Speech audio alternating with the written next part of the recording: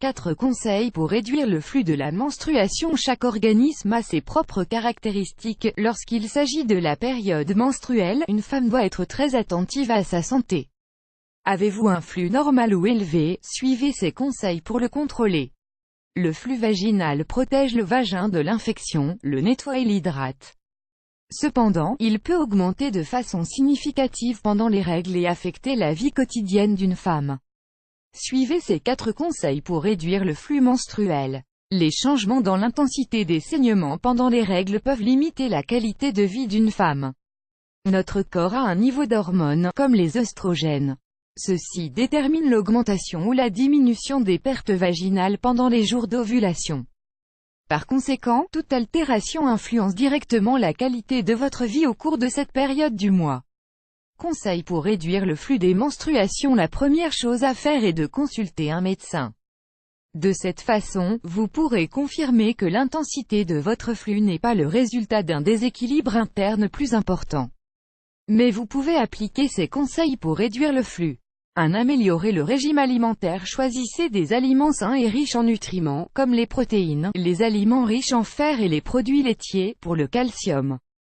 Car le fer joue un rôle essentiel dans la formation des globules rouges.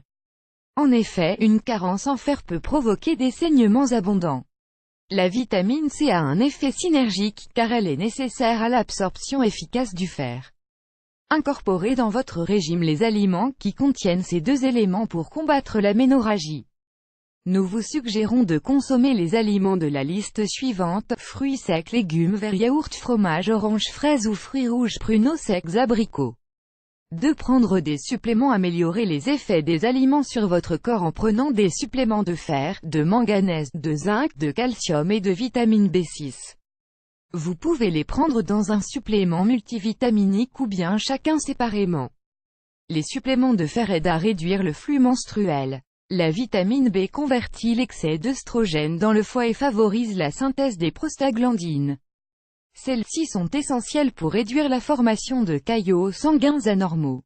3. Préparer des infusions. De nombreuses herbes sont utilisées depuis de longues années, très longtemps, pour contrôler les saignements utérins excessifs. Ils peuvent également corriger les déséquilibres hormonaux et contrôler la ménorrhagie.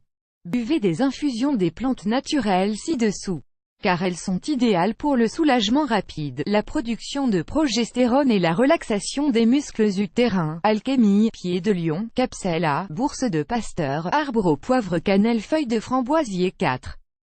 Appliquez des compresses de glace. Le froid réduit les saignements, soulage la douleur et l'inflammation, car il provoque une constriction des vaisseaux sanguins qui diminue la perte de sang.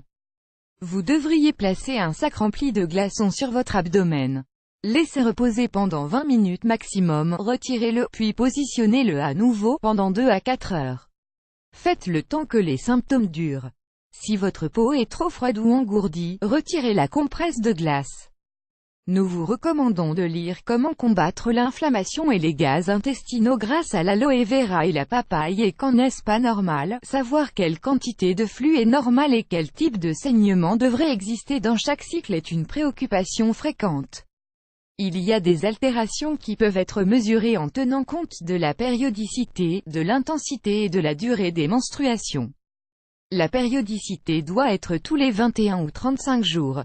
L'intensité normale varie de 30 à 80 ml et la durée idéale est de 3 à 7 jours. Parmi les altérations, il y a le saignement ovulatoire, qui est un flux très rare au milieu du cycle et de couleur brune. Il y a aussi d'autres altérations du flux: polyménorrhée, durée des menstruations de plus de 7 jours, oligoménorrhée, cycle de moins de 3 jours, opsoménorrhée, intervalle supérieur à 35 jours, hyperménorrhée, règle avec plus de 80 ml, cycle, hypoménorrhée, diminution des saignements. Chaque altération doit être étudiée et traitée individuellement par un médecin. Influence sur la santé. Il est donc très utile de prendre des mesures de contrôle parce qu'un flux menstruel abondant ou prolongé affecte votre vie quotidienne, y compris les activités physiques et la santé émotionnelle, ainsi que la vie sociale. Cela peut également causer de graves problèmes de santé, comme l'anémie fébrive.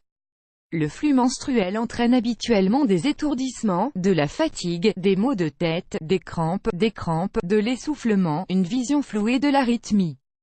Si l'intensité de votre cycle n'est pas le résultat d'une maladie qui nécessite une intervention médicale, avec ces 4 conseils pour réduire le flux de la menstruation, vous pouvez oublier les mauvais moments que vous passez pendant ces jours et profiter de la joie d'être une femme.